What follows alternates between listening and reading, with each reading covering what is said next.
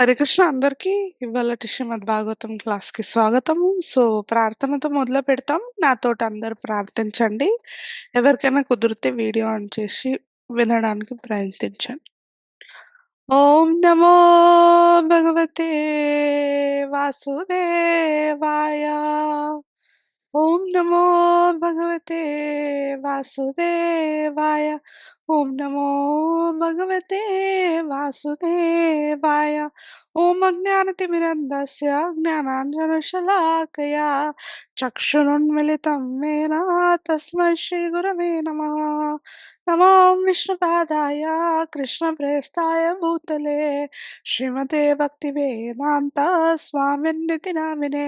నామస్తే సరస్వతే దేవే గౌరవాణి ప్రచారిణే నిర్విశేష శూన్యపాతి పాశ్చాత్య దేశతారిణే.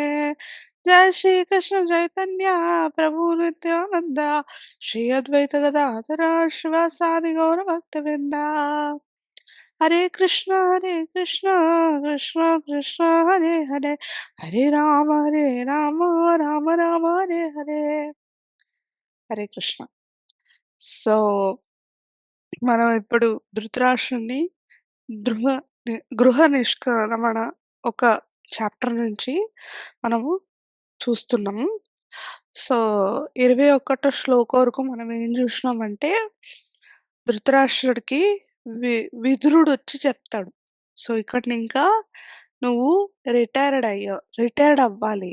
ఇంకా నువ్వు ఏజ్ కాదు, ఏజ్డ్ పర్సన్ నువ్వు. వయసయిపోయింది. భక్తి ఎప్పుడు చేస్తావు? అనేసి అడిగి ఒక ఎక్స్‌ప్లనేషన్ వరకు ఇస్తాడు. 21 శ్లోకాలో మీ యొక్క నాన్నగారు, నీ యొక్క తమ్ముడు అందరు చనిపోయారు. ఇంక నువ్వుండి ఏం చేస్తావు? భక్తి చెయ్యాలి గదా! నీకు కూడా సావనేదొస్తుంది అనేసి చెప్తాడు. సో, నెక్స్ట్ శ్లోక ఎవరు చదువుతారో నేను వీడియో షేర్ చేస్తాను. 22nd శ్లోక.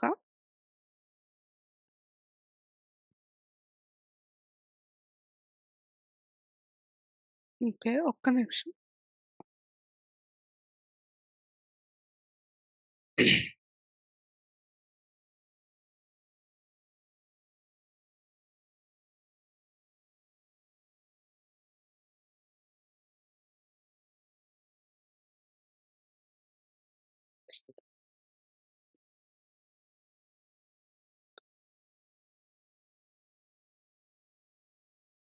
యెస్. 22nd శ్లోక. ఎవరైనా చదువుతారా?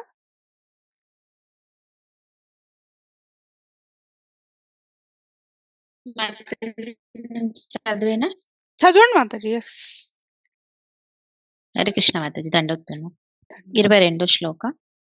అంతఃపురైవ బధిరో మంద ప్రజ్ఞాశ్చ సాంప్రతం విశీర్ణదంతో మందాగ్నిః సరాగః కఫముద్వహన్. అనువాదము: నీవు పుట్టుకతోనే అంధుడవు, ఈ మధ్య చెవిటివాడవు కూడా అయితివి. జ్ఞాపక శక్తి సన్నగిల్లి బుద్ధి కలత చెందినది. దంతములూడి జీర్ణశక్తి మందగించి గొంతు నుండి కఫము వెలువడుచున్నది. హరే కృష్ణ మాతాజీ. హరే కృష్ణ మాతాజీ. ఎంత మంచిగా చెప్పారు చూడండి. సో ఇక్కడ ఏమంటున్నారంటే, నువ్వు పుట్టినప్పటి నుంచి అందవాడే. అది కళ్ళు లేదు. ఆయనకి చిన్నప్పుడు అందరికీ తెలుసనుకుంటా. ధృతరాష్ట్రుడు కళ్ళు లేకుండా ఉండే ఆయన అనేసి. సో నెక్స్టు నీకు జ్ఞాపక శక్తి కూడా పోయింది. అవునా గదా! ఆయన వయసయిపోయిండు. ఎంత వయసుండొచ్చు? 80 అన్నా ఉండొచ్చనుకుంటా. అంతనా తర్వాత చెవులు కూడా ఇంటలేదు. ఇప్పుడు వయసైనోళ్ళకి యాజ్ యూజువల్ గదా! చెవులు గూడా ఇనదు. సో, పళ్ళు కూడా ఇంకే ఊగుతుంది. ఎప్పుడు పడిపోతదో గూడా తెలవదు. జీర్ణశక్తి గూడా పోతుంది. అప్పుడు వయసైన తర్వాత అంతా ఇదంతా వస్తది. సో, తర్వాత ఈ వయసైనోళ్ళకి ఒక సౌండ్ అనేదొస్తది చూడండి. ఈ దగ్గినప్పుడు, లేకపోతే కఫము చాలా ఉంటే అనేసి ఒక సౌండ్ అనేదొస్తుంది చూడండి. అట్లా ఒక స్థితిలో ఎవరున్నారు? ధృతరాష్ట్రుడున్నాడు. సో, ఇదంతా ఎక్స్‌ప్లనేషన్ ఎందుకు చేశాడంటే విదురుడు, బహుశా ఇట్లంతా ఒక ఎక్స్‌ప్లనేషన్ ఇస్తే ఆయన మనసు మారి వస్తాడేమో నాతోటి అనేసి ఒక ఎక్స్‌ప్లనేషన్ ఇచ్చాడు. సో, ఇక్కడ సో, మనకందరికీ తెలుసు ఈ వయసైనోళ్ళుంటారు చూడండి. వాళ్ళని ఎలా మనము భక్తి మార్గానికి తీసుకురావాలి. వాళ్ళు ఎంత చెప్తేను వింటారా? వినరు. వాళ్ళొక లోకంలోనే ఉంటారు. వాళ్ళేమన్నా ఒకటి జ్ఞాపకం చేసుకుంటుంటారు. నా పాస్ట్‌లో ఇట్లయింది. నేను పెళ్ళైనప్పుడు ఇట్లయింది. నా పిల్లలు ఇట్లున్నారు. నా పిల్లలు ఇట్లా పెరిగిర్రు. తర్వాత నేను ఈ కలర్ చీర యేసుకున్నా ఈ ఒక్క పెళ్ళికి. అనేది ఆ ఒక్క ఏమంటారు? చిత్తము అంటారు చూడండి. కాన్షియస్‌నెస్ అదే ఉండిపోతుంది. సికి ఆ వయసైన తర్వాత కూడా అదే కాన్షియస్‌నెస్ ఉంటుంది. సో, ఇప్పుడు గూడా నేను నెయిల్ పాలిష్ ఏసుకోవాలి. తర్వాత మంచి చీర కట్టుకోవాలి. తర్వాత కలరేసుకోవాలి. నల్ల తెల్లగా అయిపోయింది నాదంతా. అది చాలా చాలా చెడుది అని చెప్తున్నారు స్క్రిప్చర్ ఇది. ఆహ్, భాగవతం. ఎందుకు చెప్తున్నారంటే, ఇదంతా వాళ్ళు చేసుకుంటే, వాళ్ళు ఒక చిత్తం ఎట్లుంటది కాన్షియస్‌నెస్ ఎట్లుంటుందంటే చేతన అహంకారం అనేదొస్తుంది ఫస్టు. తర్వాత అయ్యో! షడ్వర్గాలుంది చూడండి. 6 టైప్స్ ఆఫ్ అది ఫుల్లు వచ్చేస్తుందంట. సో, వచ్చిన తర్వాత ఏమవుతుంది, వాళ్ళు ఇంక నెక్స్ట్ ఓల్టేజ్ అనేదొచ్చుంటుంది. వచ్చిన తర్వాత నెక్స్ట్ వాళ్ళకి డెత్తే 100%. సో, ఆ డె ఆ ఒక్క డెత్ సమయంలో ఆ ఒక్క కాన్షియస్‌నెస్ ఇదే ఉండిపోతుంది ఎవరితో కృష్ణుడి గురించి రాదు అనేసి చెప్తున్నారు. చాలా చాలా ముఖ్యంగా ఎంత బాగా వర్ణన చేశారంటే ప్రభుపాదులు చాలా బాగా చెప్పారు. సో, నెక్స్ట్ ఇదయిన తర్వాత మనుషుల్ని ఎట్లా మార్పి ఆ ఒక్క మనుషుడు తల్లి గర్భంలో ఉంటాడు. గర్భంలో ఉండేటప్పుడు ఎంతో నానా కష్టాలొస్తాయి ఆయనకి. ఆ కష్టాల్లో గూడా ఏం చెప్తాడంటే, "నేను బయటికొచ్చిన తర్వాత నీ భక్తి సేవ అనేసి చేస్తాను. నీ గురించి తెలుసుకుంటానంటాడు." అయితే బయటికొచ్చిన తర్వాత చేస్తాడా? చెయ్యడు. అదే ఆ ఒక్క ఏమంటారు? వచ్చిన తర్వాత సేమ్ అట్లే ఉంటారు. ఎవరు చెయ్యరు. సో, తర్వాత ఏం జెప్తారంటే ఎవరన్నా వచ్చి ఇప్పుడు సాధువులు వాళ్ళంతా వస్తారు మన కాడికి. సో, మనదేమో ఒక సుకృతి ఇంతే ఇంత ఒక సుకృతి వల్ల ఆ సాధువులొచ్చి మనకి ప్రచారం చేస్తారు. సో, మీరు భక్తి సేవ చేయండి. మీకు అయిన ఎంత అవుతదో మీకు అన్ని చెయ్యండి అంటే, ఏ నూటిలో ఒక్కరో ఎవరో ఒప్పుకుంటారు. ఒప్పుకునిన తర్వాత ఇప్పుడు చూడండి వయసైన తర్వాత ఎందుకు చెయ్యాలి ఈ భక్తి సేవ? ఫస్ట్ నుంచి చెయ్యొచ్చు గదా! అయితే ఒక్క క్వెషన్ మనకి రావచ్చు. విదురుడికి ఆహ్, తెలుసు ధృతరాష్ట్రుడు ఇట్లున్నాడని. ధృతరాష్ట్రుడు ఏదన్నా ఒక చిన్నప్పుడు ఇంకనే మంచి కార్యాలు చేసి, మంచిగా భక్తి సేవ చేస్తే, విదురుడు మళ్ళా వచ్చేవాడా ధృతరాష్ట్రుడి కోసము? రాడు. ఎందుకంటే ఆయన భక్తి సేవ ఆయన చేస్తున్నాడు గదా! ఇప్పుడు పాండవులు కూడా ఉన్నారు. పాండవుల కోసం ఎనక పడి చెప్పాడా? నువ్వు ఇది ఇప్పుడు రిటైర్ అవ్వాలి, భక్తి సేవ జెయ్యి, కృష్ణుడి గురించి తెలుసుకో అనేసి చెప్పాడా? ఎప్పుడు చెప్పలేదు. ఎందుకంటే వాళ్ళు భక్తులు. కృష్ణుడు తోటే ఉండేవాళ్ళు, కృష్ణుతోటి తినేవాళ్ళు, కృష్ణుతోటి ఆడేవాళ్ళు. అలాగే ధృతరాష్ట్రుడికి ఏదో ఒక సుకృతి వల్ల ఒక తమ్ముడు అంత మంచి ఒక భక్త తమ్ముడు భక్తిలో ఉండే ఒక తమ్ముడు దొరికాడు. సో, దానివల్ల ఒక అప్రిషియేషను ఎప్పుడు చెయ్యలేదాయన ధృతరాష్ట్రుడు.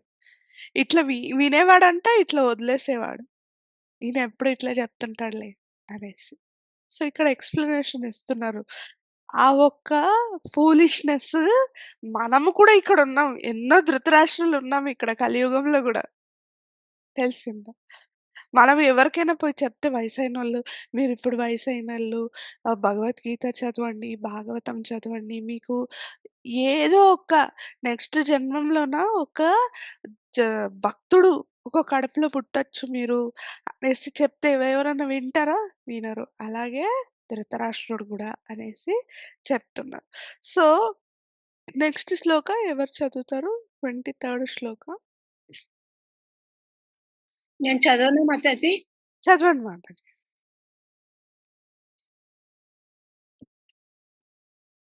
23వ శ్లోకం. అహో మహీయసి జంతోర్జీవితాసాయ భవాన్ భీమాప వర్జితం పిండ మాదాతే గృహపాలవత్. అహో జీవితమును కొనసాగించుటకు జీవునికి గల ఆశలు ఎంతటి బలవత్తరములైనవి కదా, కనుకనే నీవు పెంపుడు కుక్క వలె జీవించుచు భీముడు వసగడి అన్నమును భుజించుచున్నావు. యెస్. ఇక్కడ చూడండి డైరెక్ట్‌గా తిట్టిండు. భీమా ఒక తినిన తర్వాత ఒక మిగిలిన ఒక భోజనము నువ్వు తింటున్నావు అనేసి డైరెక్ట్‌గా తిట్టిండు. ఎందుకంటే అలా చెప్తేను అలా వినలేదు. ఇప్పుడు డైరెక్ట్‌గా తిట్టి గూడా చూస్తున్నాడు. సో, విదురుడికి నెక్స్ట్ చెప్తాడు. ఎందుకట్లా చెప్పారు? ఎవరైనా చెప్తారా? భీముడు.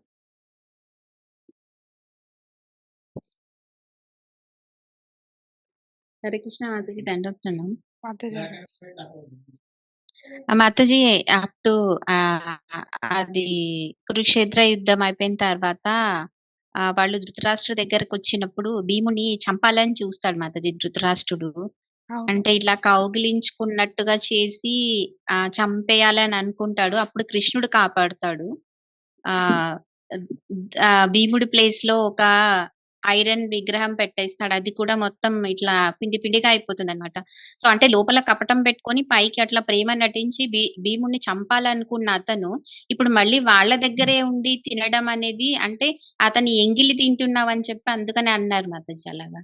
Correct. Yes. Yes. Hare Krishna Mataji, దండోత్సవం. సో, దండవత్ ప్రణామం మాతాజీ. సో, ఇప్పుడు మాతాజీ చెప్పినట్లు 100% కరెక్ట్.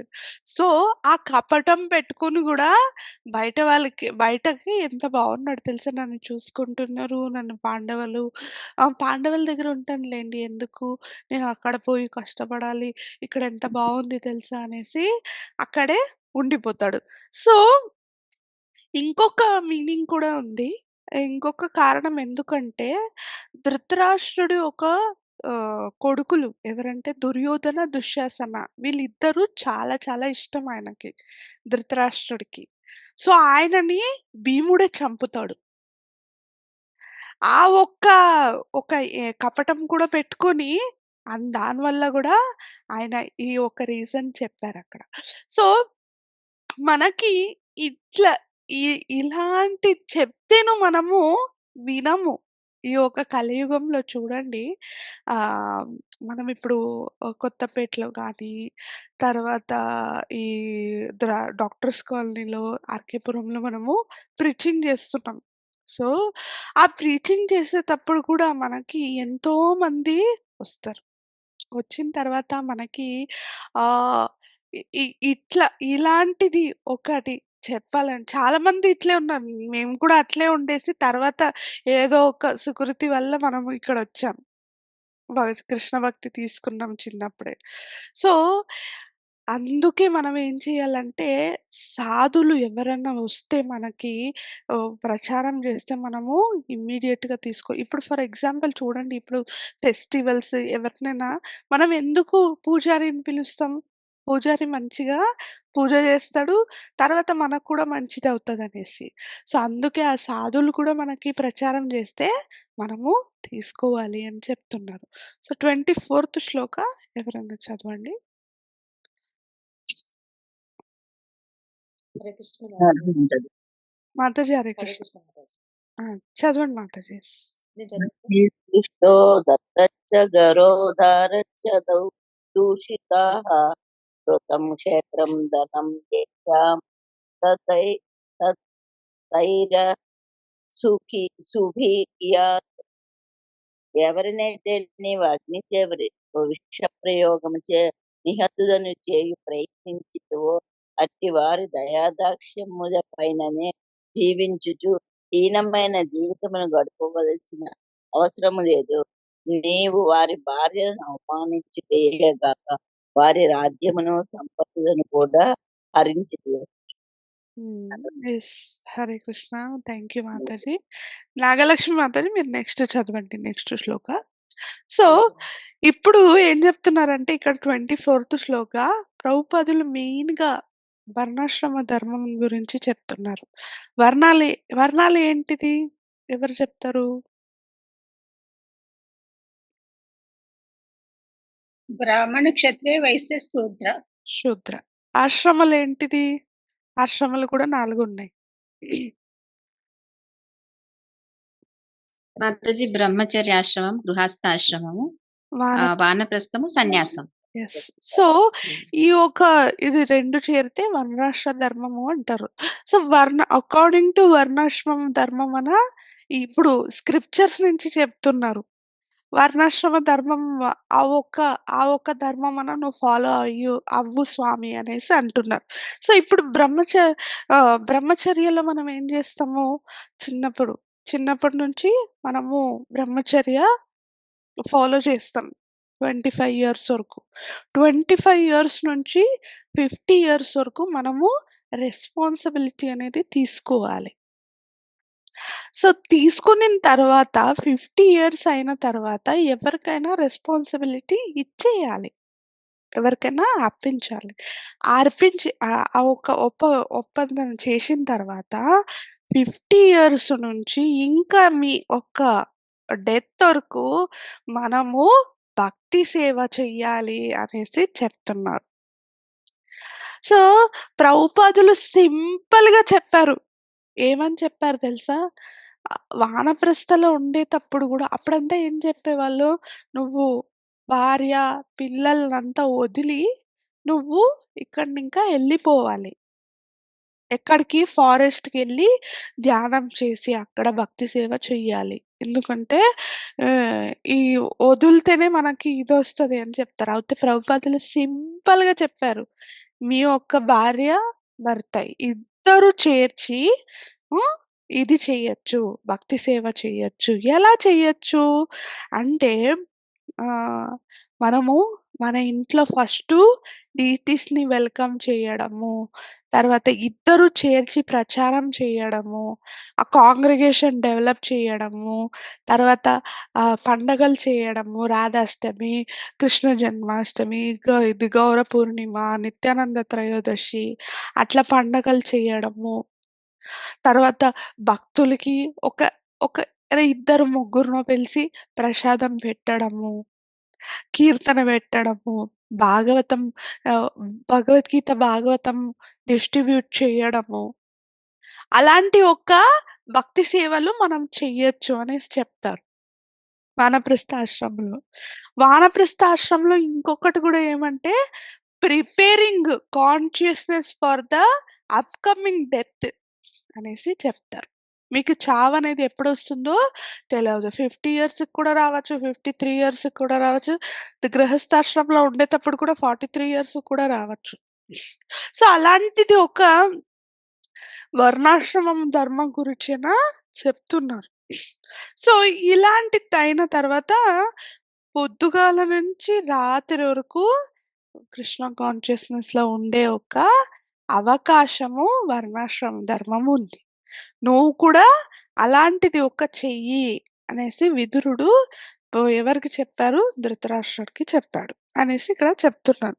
సో, 25th శ్లోక ఎవరైనా చదువుతారా? హరే కృష్ణ మాతాజీ చదువుతాను. చదవండి మాతాజీ. నాగలక్ష్మి మాతాజీ. ఒక్క నిమిషం. యెస్.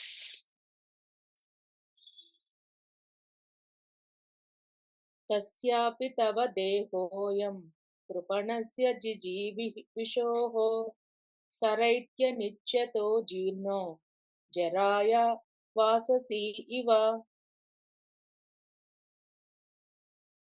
నీవు మరణించుటకు ఇచ్చగింపకున్నను గౌరవ ప్రతిష్టలను పణముగా పెట్టి అయినను జీవింపకోరినను లోభపూరితమైన నీ దేహము పాత వస్త్రం వలె నిక్కముగా జీర్ణమై నశింపగలదు. హరే కృష్ణ మాతాజీ. హరే కృష్ణ మాతాజీ. సో, ఇక్కడ కూడా ఇంకొకటి ఏం చెప్తున్నారంటే, ఇప్పుడు ఓల్డ్ ఏజ్‌లో నువ్వున్నావు.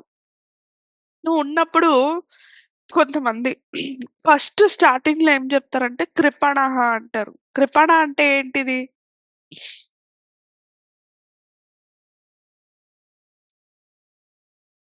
మాతాజీ ఎవరికైతే ఈ జీవితం యొక్క విలువ తెలీదో అలాంటి వాళ్ళని కృపణ అంటారు మాతాజీ. యెస్. ఎవరు తన ఒక్క ఇంద్రియ నిగ్రహం కోసం ఉన్నాడో వాడే కృపణ అంటారు. అది కూడా కరెక్టే. సో, కృపణ అనేది ధృతరాష్ట్రుడికి ఇక్కడ చెప్పారు. సో, ఇది తెలిసిన తర్వాత ఓల్డ్ ఏజ్‌లో మనము చూడొచ్చు. ఈ కలియుగంలో ఎంతో కాస్మెటిక్స్ ఉంది. ఎలాంటిదంటే, ఇప్పుడు తెల్లెంటికలొస్తే ఏం చేస్తారు? డై యేసుకుంటారు. అది క్లోజ్ చేస్తారు ఇట్లా ఎక్కడన్నా పోవాలంటే. తర్వాత ఇంకొకటి ఏం చేస్తారంటే, మన శరీరం ఇట్లా మన ఓల్డ్ ఏజ్ శరీరం ఎట్లుంటది? ఇట్లా సొరిగిపోయి ఉంటుంది కదా! ఇట్లా అయిపోయి ఉంటుంది. ఆ ఒక్క ముడతలు ముడతలు పోయి ఉంటది. ఆ ఒక్క దానికోసం కూడా ఒక టాబ్లెట్ అనేది ఉందంట. అది తీసుకుంటారు. తర్వాత మంచి నీళ్ళు, ఆ ఒక్క నీళ్ళు వల్ల నాకు యంగ్‌గా ఉంటాననేసి, ఆ ఒక్క నీళ్ళు గూడా తీసుకుంటారు. తర్వాత ఆహ్, ఇట్లా అంతా చేసి మనము క్లోజ్ చేస్తాం మనము.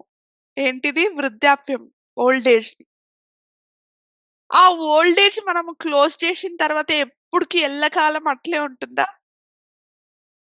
ఒక 2-3 డేస్ ఉంటుందంతే. తర్వాత మళ్ళా యాజ్ యూజువల్. అవునా కదా! సో, అలాంటిదే ఇప్పుడు ధృతరాష్ట్రుడు గూడా అట్లే చేస్తున్నాడు. ఏం చేస్తున్నాడు? మంచి బట్టలేసుకుంటున్నాడు. మంచి కలరేసుకుంటున్నాడు. తర్వాత ఆయనకి ఇప్పుడు రాజు అయిన తర్వాత వయసైన రాజుని ఎట్లా చూసుకుంటారు? మంచిగా హై క్లాస్‌గా చూసుకుంటారు. అలాంటిదే నువ్వు గూడా అట్లే చేస్తున్నావు. విదురుడు చెప్తున్నాడిక్కడ. మనం కూడా ఈ కలియుగం చూడండి, వాళ్ళకి ఫస్టే తెలుసు. భాగవతం రాసేటప్పుడే రాసిర్రు.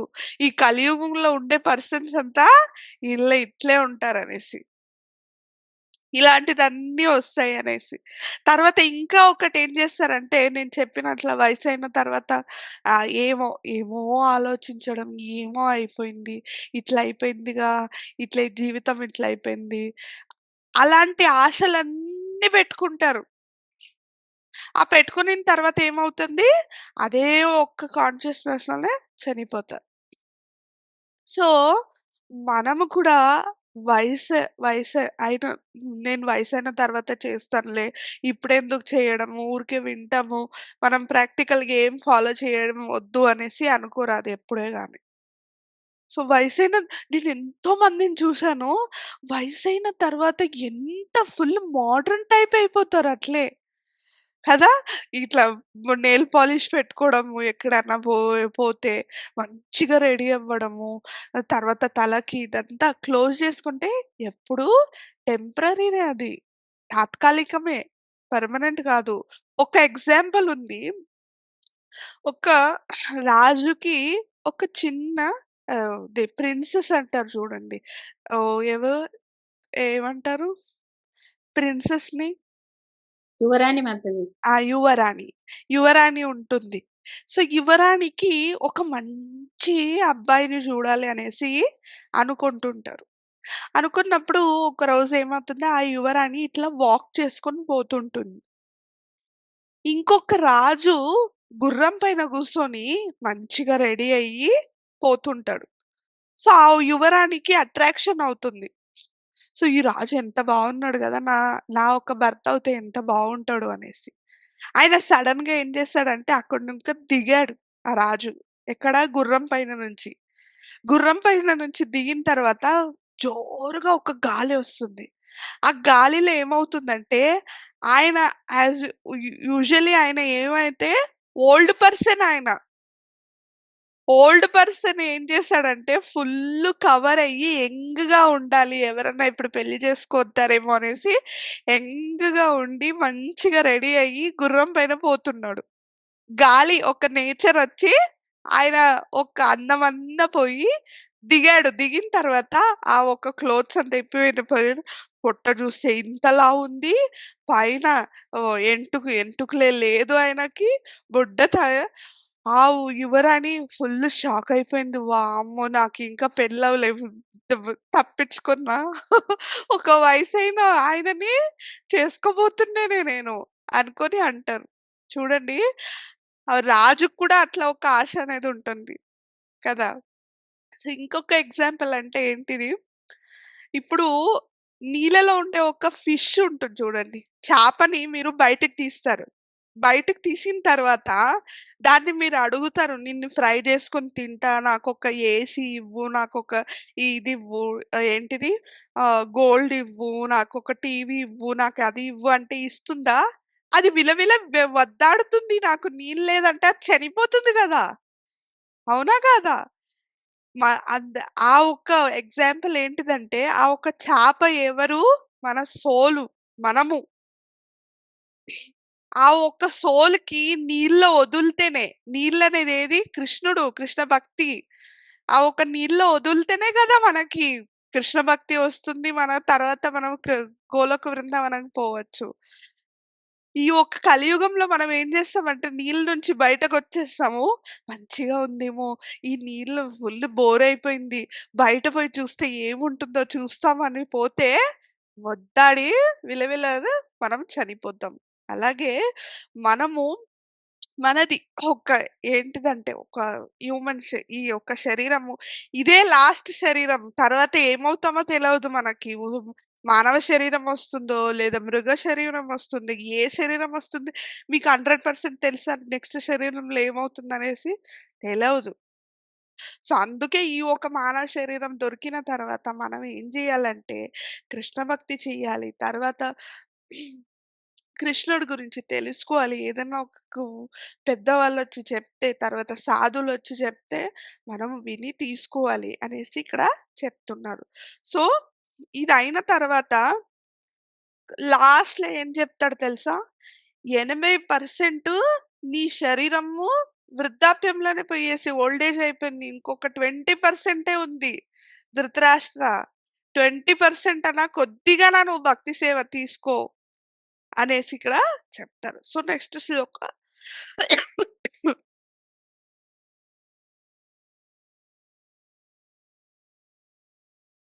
26థ్ శ్లోక ఎవరైనా చదవండి. నేను చదివేదమ్మా. చదవండి మాతాజీ. ఎవరన్నా.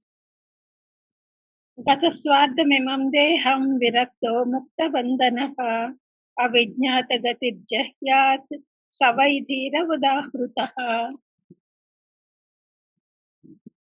పాంచభౌతిక దేహము నిరుపయోగమైనప్పుడు అజ్ఞాతమైన దూర ప్రదేశమునకేగి సర్వబంధముల నుండి ముక్తుడైన వాడై అద్దానిని త్యజించువాడు ధీరుడనబడును. హరే కృష్ణ. హరే కృష్ణ మాతాజీ.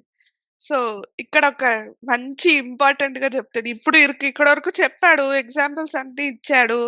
ఇచ్చిన తర్వాత ఒక పర్సన్‌ని మనం సాటిస్ఫాక్షన్ ఒప్పించాలంటే ఏం చెప్పాలి? గ్రేట్ పర్సనాలిటీ, నువ్వు ధీర, నువ్వు సన్యాసి, నువ్వు నరోత్తముడు అని చెప్పాలి గదా! అవునా గదా! ఇప్పుడు ఎవరినైనా ఒప్పించాలనే ఇట్లంతా చెప్తే గదా ఒప్పుకుంటారు. అందుకే ధృతరాష్ట్రుడు ఈ విదురుడు ఇట్లా చెప్పాడు. ధీర అనేసి. ధీర అంటే ఏంటిది? ఎవరు చెప్తారు? అక్కడ చెప్పారు ధైర్యం క్లియర్. గలవాడు. ధీరుడు అంటే ధైర్యం గలవాడు. ఓకే. ధైర్యం గలవాడు. మాతాజీ ఇక్కడైతే కలత చెందని వాడని చెప్పాడు మాతాజీ. ధీర అంటే. కలత చెందడు వాడంటే ఏంటిది? అంటే బాధపడకుండా ఉండడం మాతాజీ. ఆ! ఎందుకట్లా చెప్పాడు ధీర అనేసి?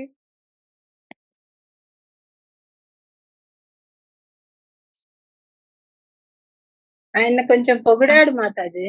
ఆ! పొగుడుతున్నాడు కొద్దిగా. సో, మనం 26థ్ అనుకుంటా. 26థ్-28థ్ ఒక్కొక్క ఎగ్జాంపుల్ ఇస్తున్నాడు. ఇప్పుడు ఫస్ట్ శ్లోక 26థ్‌లో ధీర అని చెప్పాడు. నువ్వు ధీర అవ్వయ్యా. ధీరాన అవుతేనా నువ్వు ఇప్పుడు ఎవరో ఒకరు చెప్తారు. ఏం చెప్తారంటే, ధృతరాష్ట్రుడు ఇట్లా చేశాడు, ధీరుడయ్యాడు అని చెప్తారు కదా! అవునా కాదా? ఆ ఒక్క ఎగ్జాంపుల్ అన్నా పెట్టుకో అనేసి ఇక్కడ చెప్తున్నారు.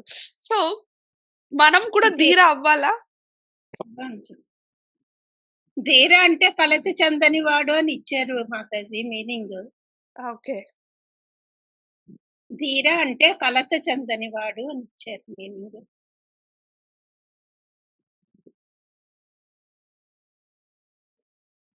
మాతాజీ పర్పట్లో ఏమిచ్చారంటే యాక్చువల్లీ ధీర అనేది ఎందుకు చెప్తున్నారంటే, ఎవరైతే ఈ అనురాగము అంటే సంబంధాలు, భౌతిక సంబంధాలు, అలాగే భౌతికమైన విషయాలతో అటాచ్‌మెంట్ ఎక్కువ ఉంటుంది గదా మాతాజీ.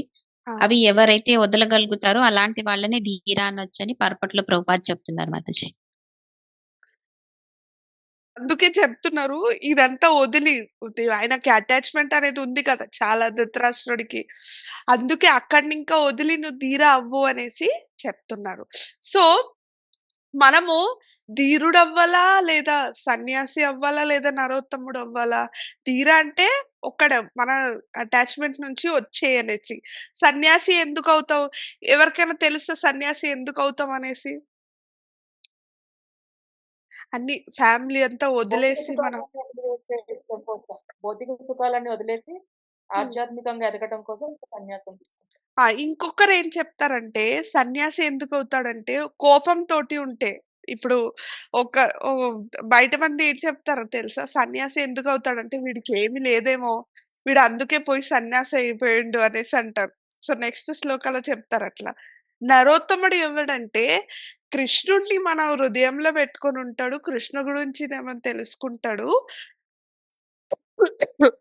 సో, అందుకే ఆయనని నరోత్తముడు అంటారు. సో, మనం దీంట్లో ముగ్గురిలో ఏమవ్వాలి?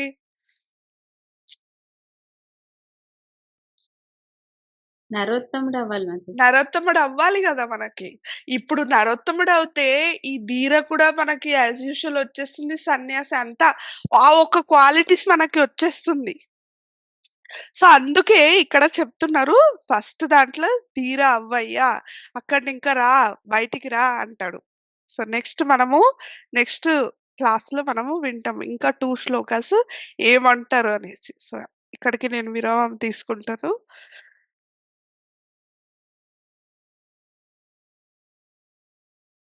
ఎవరికైనా ప్రశ్నలుంటే అడగొచ్చు. లేకపోతే మనము ఇక్కడికి స్టాప్ చేస్తాం. సో, ఈరోజు చాలా తక్కువ మంది వచ్చారనుకుంటా. మాతాజీ ఒక ప్రశ్న మాతాజీ. చెప్పండి మాతాజీ. నాగలక్ష్మి మాతాజీ. ఇప్పుడు మహాజనులు 12 మంది ఉంటారు కదా మాతాజీ. ఆ! వాళ్ళందరూ దేవతలే కదా! ఆ! వాళ్ళందరూ దేవతలే కదా మాతాజీ. బ్రహ్మ, శివుడు. లేదు మాతాజీ. దేవతలంటే అట్లని చెప్పలేదు. వాళ్ళు మహాజనులంటే మహాభక్తులు వాళ్ళు. ఇప్పుడు చూడండి అంటే కృష్ణుడు చెప్పండి చెప్పండి. మాతాజీ. యెస్. చెప్పండి మాతాజీ. మాతాజీ దేవతలు కూడా కృష్ణుడి యొక్క ధామానికి వెళ్ళాలని కోరుకుంటారా మాతాజీ? అట్లా ఉండదా? ఆ! మానవులు అంటే మానవులు మనం అక్కడి నుంచి ఆధ్యాత్మిక జగత్తు నుంచి మనము ఇక్కడికొచ్చేసాము.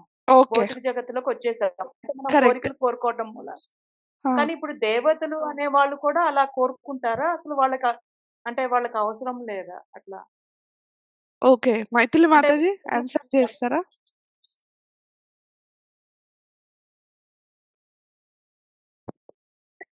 మాతాజీ ఎక్కడ అంటే శ్రీమద్ భాగవతంలో కానీ ఎక్కడ కూడా అలా చెప్పలేదు మాతాజీ. అంటే దేవీ దేవతలు కోరుకుంటారా అనే విషయము. భగవద్ధామంకెళ్ళాలని. మేబీ కోరుకుంటారో లేదో నాకు కూడా తెలీదు మాతాజీ. నేనెప్పుడు అంటే వినలేదు దీని గురించి. మాతాజీ నేను ఒక టైమ్ రిసర్చ్ చేస్తాను. నేను కూడా చదవలేదు ఎప్పుడును. నేను కూడా యెస్ రిసర్చ్ మాతాజీ. చేసి మాతాజీ సారీ. అంటే మిమ్మల్ని ఇబ్బంది పెట్టాలని కాదు. నో నాకు ప్రాబ్లమ్. ఒక్కసారి అలాగా అనిపించింది. ఓకే. అంటే మనము ఇప్పుడు ఆధ్యాత్మిక జగత్తు నుంచి మనము ఇట్లా భౌతిక జగత్తులోకి వచ్చేసాము. హ్మ్. మనకి ఒక గోల్ ఏంటంటే మళ్ళా మనము భగవానుడి దగ్గరికి వెళ్ళిపోవాలి. అవును. ఇప్పుడు దేవీ దేవతల్ని కూడా ఆయనే సృష్టించాడు కదా మాతాజీ. అంతే అవును. కదా! అవును. కరెక్టే. యెస్. సృష్టించారు. మరి వాళ్ళు కూడా అలా దేవుడు పరంధామ